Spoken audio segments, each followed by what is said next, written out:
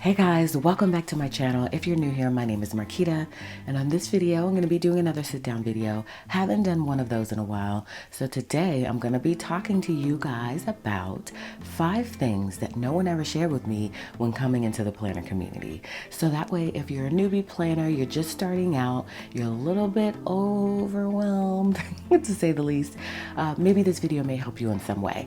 But first, if you're new to my channel, I hope you'll stick around and consider subscribing and also giving me a thumbs up on this video if you enjoy it.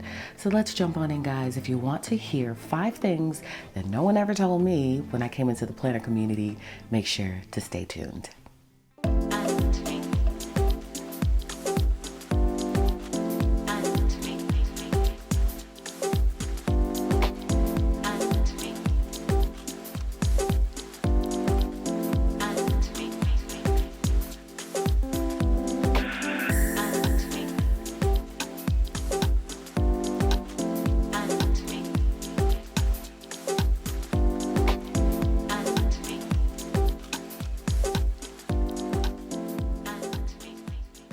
Alright guys, so let's get started with those first things. I'm going to try to put them in order, but they may for the most part be in random order. And so let's jump on into the first thing that no one ever told me. And that is that there were so many options out there and it can get overwhelming. So when I first started out, I tried to keep it simple. I just thought I was going to get a paper planner, a pen, and that was really all it was going to be. And I was going to be able to plan from there, which you can. But then I started exploring more, and then I fell into this rabbit hole called YouTube. I started watching YouTube videos, and I came to find out that there was so many options, from Erin Condren to Happy Planner to different coil-bound planners, arc planner. There was so many planners, so I didn't know which one to choose. So I picked them all up and I tried them all out so that I could find out what would work best for me. There's also a whole world of stickers. There's a whole world of bullet journalers. There's a whole world of different type of planners. And so I didn't quite know what would fit and what would work best for me and what my style was. And so I kind of just kept watching these YouTube videos and I just fell deeper and deeper in the rabbit hole until eventually I feel now I emerged with my type of planning style, what works for me, what I like, what I don't like. And so there is a light at the end of the tunnel. You just have to find what works for you. And for some, that may take a little bit of time. But initially when you start out, it is very overwhelming. So I would just say to keep it simple to start out. You don't have to buy all the things. You don't have to get all the stickers and all the fancy things. Just grab a pen, grab a planner that you think would work best for you based on your own research. And YouTube has helped me also to find out what types of things I like. There's tons of flip through videos. There's lots of inspiration here on YouTube. So I would definitely say to watch some YouTubers. That definitely does help. But it is going to be overwhelming and you almost can't escape that. So just try not to stress about it and just know that eventually you will find your style of planning. You will find what works for you. But initially it may be a little bit overwhelming. We all experience that and it's okay. But nobody ever told me that. So that's what I'm telling you, that it's going to be that way. And again, you will find it eventually. Just stick with it and you'll come out on top, okay? So that is the first thing no one ever told me when coming into the planner community, is that there were so many options and that I was gonna feel very overwhelmed. So the next thing that nobody ever told me when I came into the planner community was that it was expensive, y'all. It costs a lot of money if you want to do it a specific type of way. If you want to be a decorative planner, even if you want to be a bullet journaler, there are lots of companies out there with lots of products. Even if you want to be a color coder, there's so many different styles of planning. I chose to be a decorative planner, and sometimes it can get expensive. I won't share numbers. I won't talk about like how much I've spent over these years, but I know it's a lot. I'm almost scared to look because I know I spent money on things that I probably didn't need, but I wanted. And so just know that it can get expensive if you let it get expensive. So try to have balance there. And again, no one ever told me that, so I'm just buying all the things. But you totally do not have to buy all the things. And I actually recommend that you don't. You start using all of these things as well. If you have already bought all the things like me, that's where I'm at right now. I want to use the things that I have. And so it's expensive. It can get expensive. There's so many companies, so many shops. so much out there that you can buy. So just know that you don't need everything. There are so many cute things out there that you can buy, but you don't have to buy it. I know initially you may want to do that, and that's what I wanted to do, and that's what I did. Had I watched a video like this or done my research, because maybe there were articles out there that had like tips like this, maybe I wouldn't have bought all the things, or maybe I would have, I don't know. But I would just say to find maybe 1 or 2 planners that are going to work for you, find 1 or 2 pens that are going to work for you, find maybe 1 or 2 sticker books that are going to work for you. You know, you don't have to buy every single sticker book that comes out. You don't have to buy every single pen that comes out, every single planner that comes out. You don't have to buy, because a lot of us have done that and it just sits on our shelf. So again, there is a cost involved. If you want to be a decorative planner, you can just use your pen in a planner, and that is a-okay. But if you want to dive in all in with this decorative lifestyle of planning, there is a cost involved. But just don't feel like you have to buy everything. But it can get expensive. It really can. So that's the second thing nobody ever told me, is that it was going to cost a lot of money. I just didn't realize, like, who would have thought that papers and planners and pens and stationery and all that stuff would like be super duper expensive. And it's not like the single items are expensive. It's just that you want to buy everything, and that is where the expense comes into play. And so you don't have to buy everything. And so the next thing that nobody ever told me, which kind of goes hand in hand with the cost and expensive things, is that FOMO is real. If you don't know what FOMO is, it's fear of missing out. That is crazy. That feeling is crazy. Like, you know, I experience it. A lot of us experience it, is that, you know, especially now, there's so many more companies out there coming out with all of these fabulous products. Sometimes you're like, I need to get all the things. There are so many companies out there cranking that product out, y'all. Every week you turn around, there's new products, and we run out and grab it because we feel like we don't want to miss out. We want to buy it because we need it. We feel like we need it, which we really don't need it. So, you know, I don't even know how to tell you how to solve that problem because I too have that problem. Sometimes I see it and I want it and I don't want to miss out on it. And then people are doing flip throughs of it and you're like, oh, it's so cute.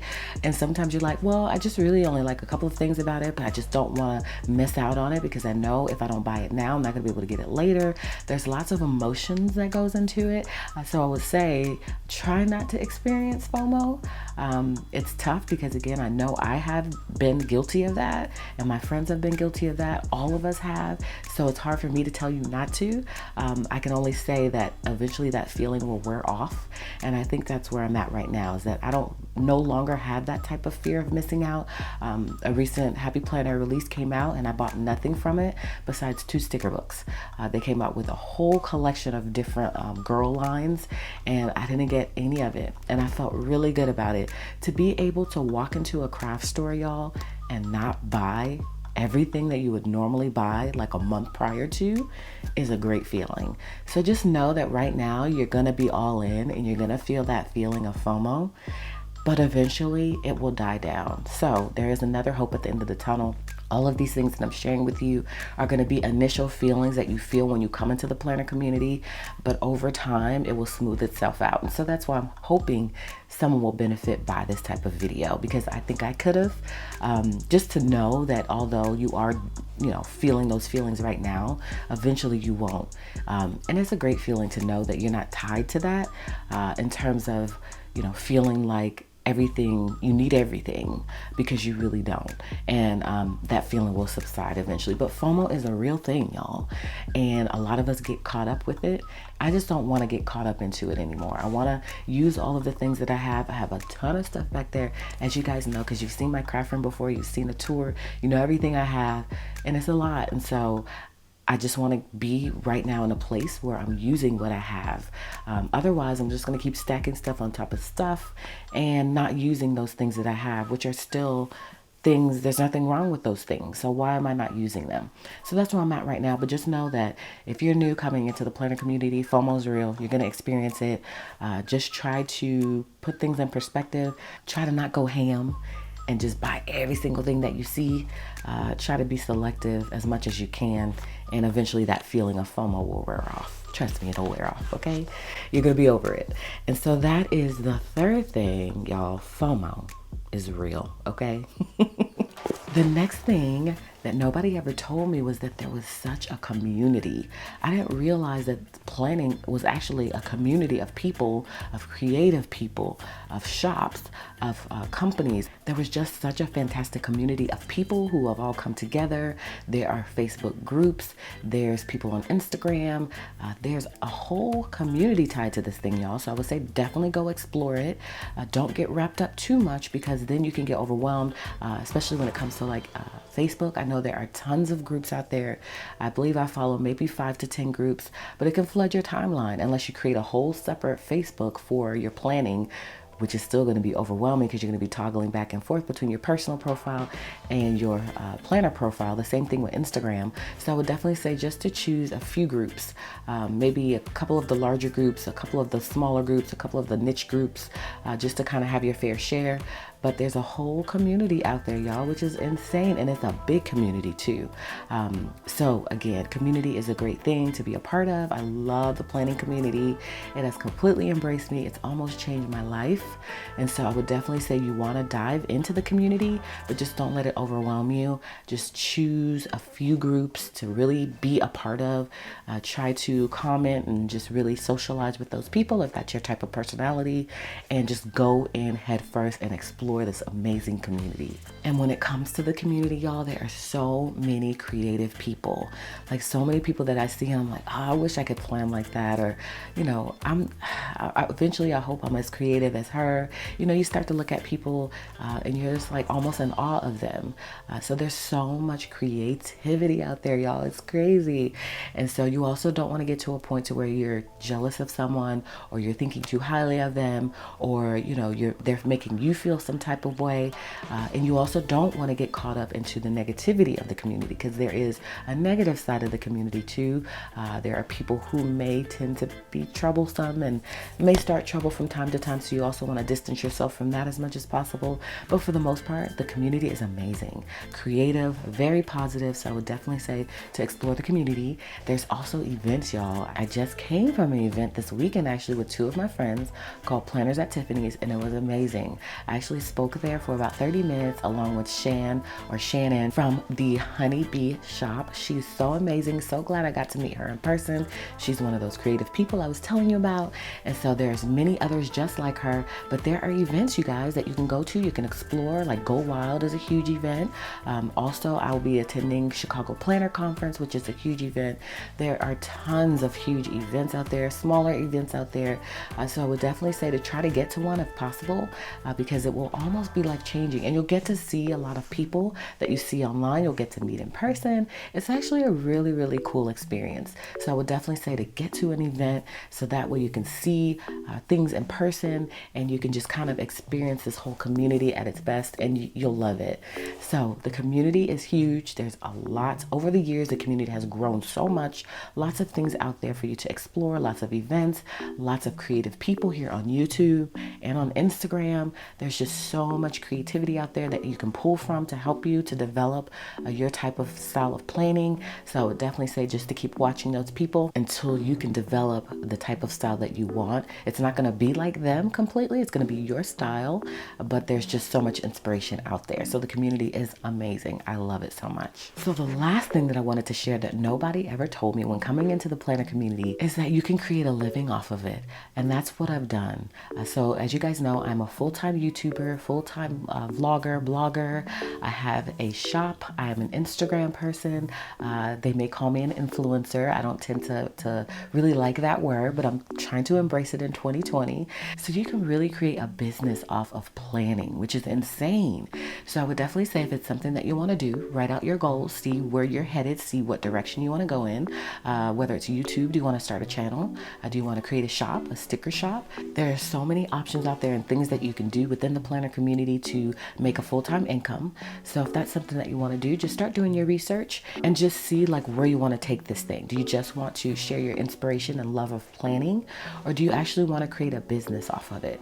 And initially I just did want to share my love of planning, and then it just kind of spun into this whole business aspect, which is great. I love it. I'm able to stay home with my kids and I'm able to create a full-time income, which is amazing. So I have a shop called Little Miss Fancy Plans, which you guys have really been supporting supporting, and I'm so appreciative of that. Thank you so much. You have no idea what that means to me. And then of course, I do have a stream of revenue or income that comes from YouTube as well. So between my shop and my social media, I do make a pretty good income. And so I never knew that you could turn your love of something like this into a life, into a full-time job. So it's amazing. Never knew that, never would have thought that. So it's kind of cool to have started out just doing something you love, and then it kind of spins into something that you're making money off of, which is great. So I love that aspect of it too. And nobody ever told me that, but I'm glad that I found out. And so I love doing all of this. I love connecting with all of you. It's such an amazing journey that I've been on so far. I'm really appreciative for all of your support, all of your love. And I just wanted to share with you some things that nobody ever told me, and that I thought, because I do get so many questions from you with how to start, where to go, how to grow, and things like that. And a lot of people say that they're very overwhelmed by the community coming into it, and kind of to share some things with them on what has helped me. And so sometimes YouTube and just filming a video is the best way to go for me, because I can reach so many more of you than try to respond to all the DMs, because it can get overwhelming. And so hopefully that is what this video will do for some of you. And so I definitely wanted to share my 5 things. And so again, hopefully that has helped some of you. Hopefully you found enjoyment in watching this video and seeing me on camera, because I don't always get on camera here. So again, I'm always trying to change my channel up and add different types of content. So hopefully this has helped someone. If it has helped one person, I feel good about it. So drop me a line below in the comments. Let me know, what is something that no one's ever told you when you came into the planner community. I would love to hear from you. I appreciate you guys so much for watching today. Hopefully you enjoyed this video, so much so that you will consider subscribing and also giving me a thumbs up on this video. So thanks again for stopping by my channel today. Hopefully you will come back and catch another video, in which case I'll see you then.